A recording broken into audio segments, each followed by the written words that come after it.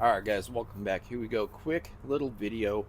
I just want to give a shout out to a channel called Tara Smiling, or Tara, however you say it. Tara Smiling, Tara Smiling, all of that. I just want to give a huge shout out to her.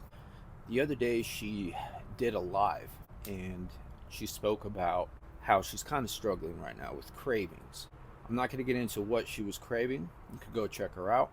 It should be on her latest live. She did all the right things, right? She sat down, she reached out, she even hopped on YouTube and did a live, dude, not just a video, an actual live. And that triggered the thought, not triggered, but that made me think about how I never did any of those things back in the day, primarily in my active addiction. She did all the right things. I never did that. That made me think how I would have saved so much time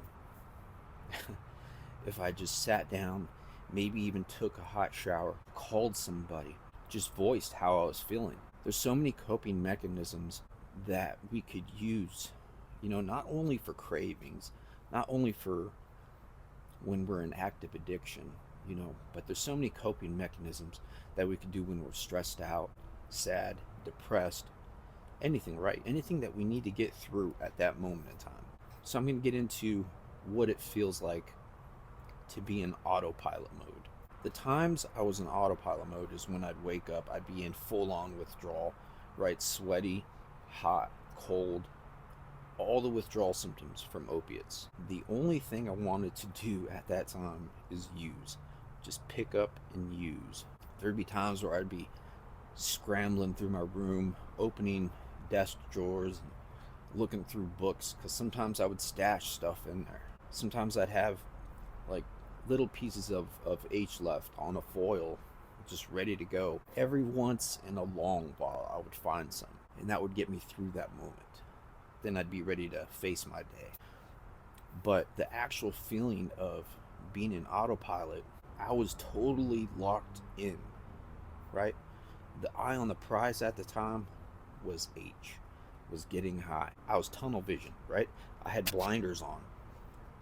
The main focus was to get what I needed to feel well. It would be like a super sense of anxiety, irritability, anger, frustration.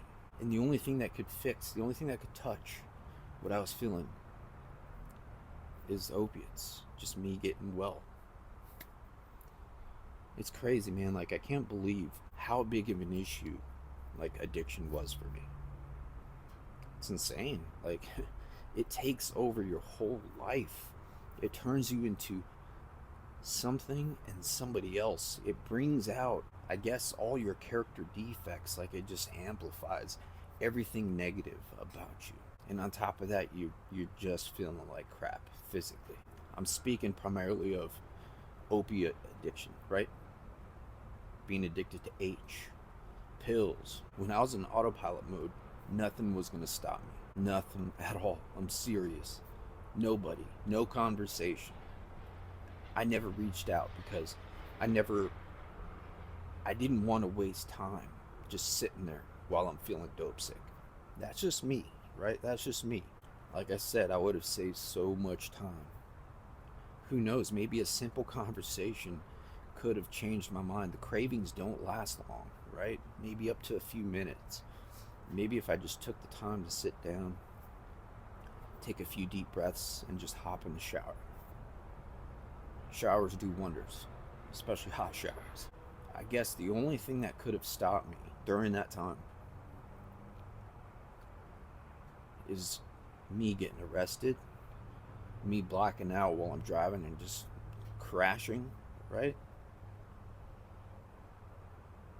Or just getting a bunch of people and just holding me down. Then maybe I'll be able to get through that craving.